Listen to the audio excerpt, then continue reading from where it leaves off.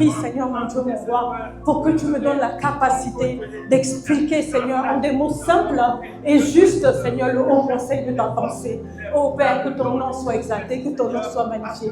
Je m'élève maintenant contre tout esprit de divagation de pensée, tout esprit de somnolence, éternel, mon Dieu, mon roi, tout esprit de procrastination, tout ce qui empêche que ta parole prenne racine, afin que nous soyons concentrés, Seigneur, pour écouter ta parole et entendre ce que l'Esprit de Dieu dit à son peuple ce matin. Au nom suprême de Jésus, et que l'Assemblée dise 3 fois Amen.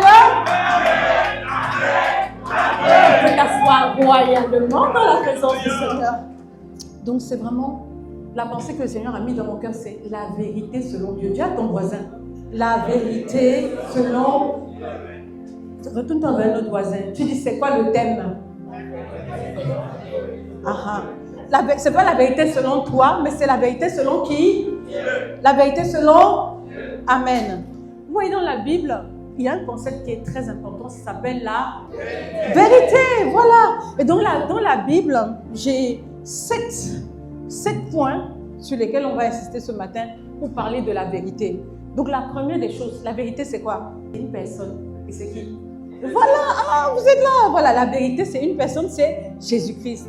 La vérité c'est aussi quoi? C'est la parole de Dieu. Donc ce sont les Écritures. Donc quand on parle de vérité dans la Bible, on parle de Jésus-Christ, d'accord, qui est la vérité incarnée. On parle aussi de la parole de Dieu, donc les Écritures.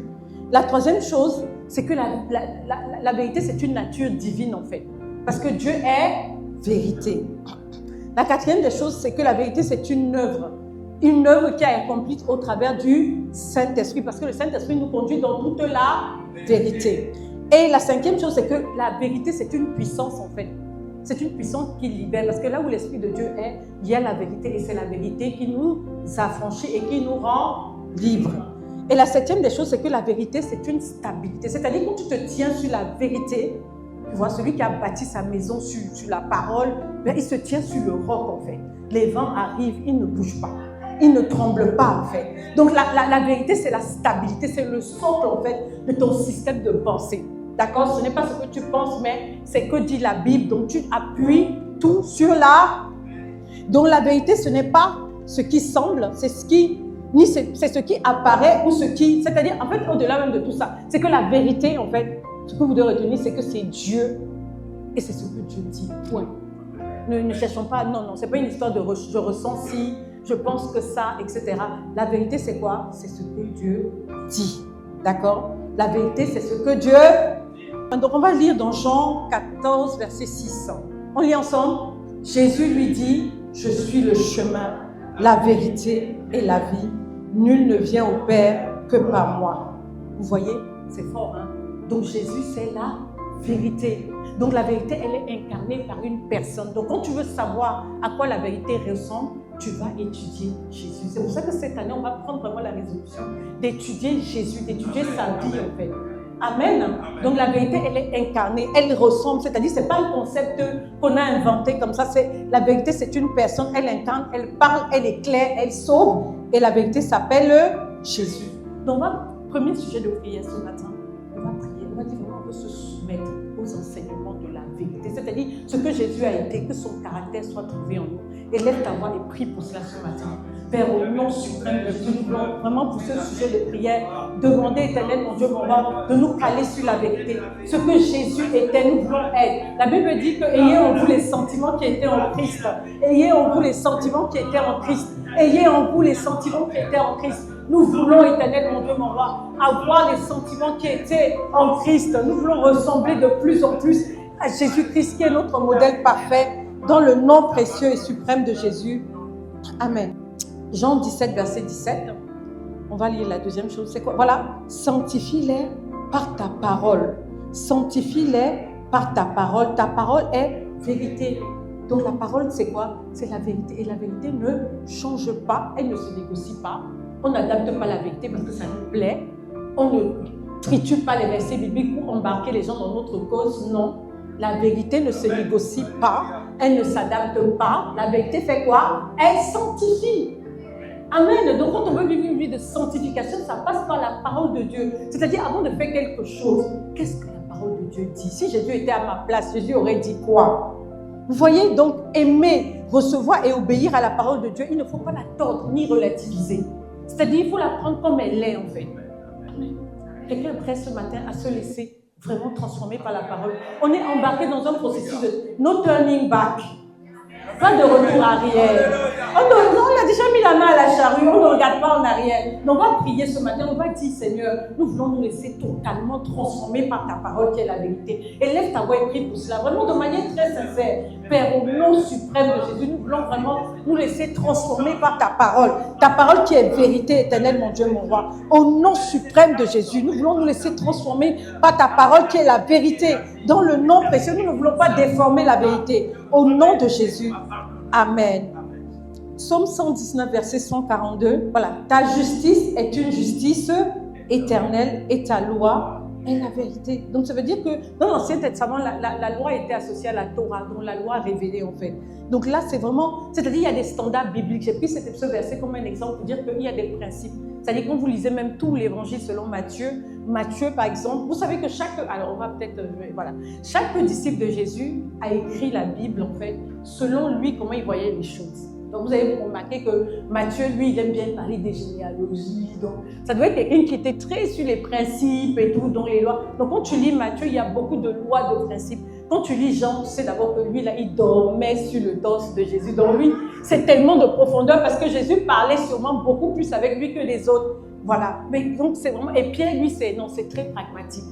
Très pragmatique. Quand tu lis l'évangile selon Pierre, c'est sûrement... Paul, alors, n'en parlons plus. Paul, lui, vraiment, c'est pas possible. Quelqu'un qui, lui, il est en prison, il est là en train d'écrire aux églises. Il ne même pas cas de ce qui se passe. Non, toi, là, j'arrive. Attendez. Qu'est-ce qui se passe là-bas à Corinthe? Non, attendez. Je vais vous écrire là. Non. C'est-à-dire quelqu'un qui était tellement focalisé. Lui, c'est l'évangile et l'évangile. Vous voyez? Donc, c'est ça. C'est-à-dire qu'on doit prendre l'engagement cette année. On veut exploser divinement de comprendre les principes de Dieu. Dieu et ses principes font un. Donc, tu vas prendre l'engagement d'aller à la quête de la connaissance, de comprendre les principes de Dieu et de les mettre en pratique. Élève ta voix et prie par rapport à ça au nom de Jésus. Père, au nom suprême de Jésus, nous voulons, éternel, mon Dieu, mon roi, prendre l'engagement éternel de mettre en pratique, Seigneur, les lois, de les comprendre, de mettre en pratique les lois au nom de Jésus, les principes de Dieu. Dans le nom puissant et suprême de Jésus, nous sommes embarqués dans un processus de transformation et nous voulons connaître la vérité dans le nom précieux et suprême de Jésus. Amen. Nombre 23, verset 19. Dieu n'est point un homme pour mentir, ni le fils d'un homme pour se repentir. Ce qu'il a dit, ne le fera-t-il pas? Ce qu'il a déclaré, ne l'exécutera-t-il pas? Et Psaume 25, verset 5, dit quoi?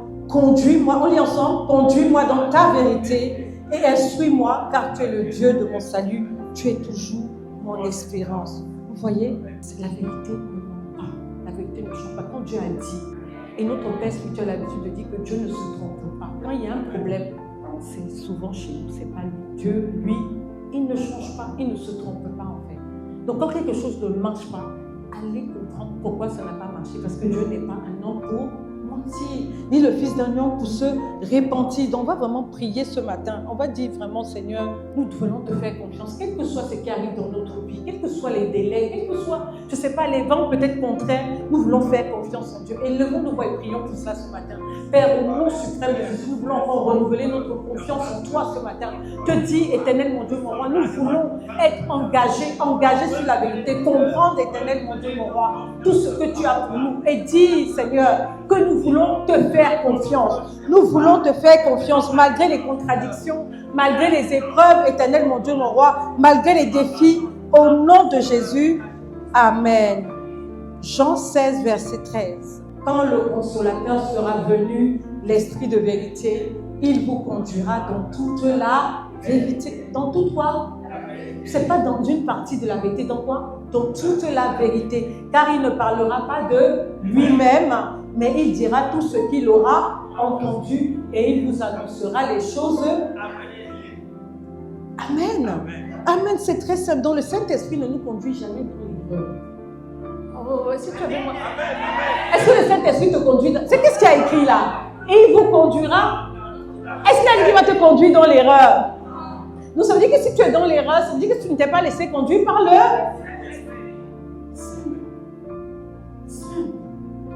Quand tu vas prier ce matin, ta relation avec le Saint-Esprit, tu dis vraiment, je veux passer à une nouvelle dimension de ma relation avec le Saint-Esprit. Je veux me laisser conduire dans tout ce que je fais, dans mon service. Je veux me laisser conduire totalement par le Saint-Esprit. Élève ta voix et prie pour cela au nom de Jésus. Père, au nom suprême de Jésus-Christ de Nazareth, ô éternel mon Dieu, mon roi, nous voulons prier, Seigneur, pour nous laisser conduire dans toute la vérité. Toute la vérité, Seigneur, par le Saint-Esprit. La parole de Dieu déclare que ceux qui sont conduits par l'Esprit de Dieu sont fils de Dieu. Nous voulons nous laisser conduire totalement par l'Esprit de Dieu, dans le nom précieux et suprême de Jésus-Christ. Alléluia. Amen. Seuls ceux qui sont conduits par l'Esprit de Dieu sont des fils de Dieu. Ce n'est pas ceux qui sont conduits par les émotions ou les raisonnements humains. Non. On ne se laisse pas conduire par les émotions, on se laisse conduire par l'Esprit de Dieu. Amen. Jean 8, verset 32. Vous connaîtrez la vérité et la vérité vous affranchira. Vous voyez, ça veut dire qu'on ne peut pas être libre sans vérité. D'autant qu'on ne marche pas dans la vérité, il y a une certaine la liberté totale, on ne peut pas l'expérimenter. Voyez, dans tout ce qui est mensonge, tout ce qui est, je ne sais pas, les forteresses intérieures, on doit vraiment prendre la résolution ce matin de dire on veut marcher dans la vérité. Parler à notre prochain selon la vérité, dans l'amour, mais selon la vérité. Que tous les endroits qui sont encore ténèbres, qui ne sont pas encore sous le règne de la vérité, que vraiment Dieu expose cela et que nous puissions marcher dans la vérité dans tous les domaines de notre vie. Nous ne voulons pas passer à côté de cette année, donc élevons nos voix et prions pour cela. Père, au nom suprême de Jésus, c'est toi seul qui connais nos cœurs, c'est toi seul qui sonde nos cœurs. Nous ne voulons pas passer à côté de cette année, Seigneur. Nous voulons vraiment te soumettre tous les domaines de notre vie à la vérité. Nous voulons marcher dans la vérité, nous repentir, Seigneur, là où nous ne marchons pas dans la vérité, mais prendre la ferme résolution de marcher selon la vérité au nom suprême de Jésus. Nous voulons marcher selon la vérité éternelle parce que nous voulons être véritablement libres, être affranchis de toute forme de mensonge, de forteresse intérieure dans le nom précieux et suprême de Jésus. Amen. Bon, ça, je n'avais pas forcément donné à l'équipe, mais c'est Psaume 119, verset 170, le fondement de ta parole est la vérité. Le fondement, c'est-à-dire qu'il a créé la parole sur la base de la vérité.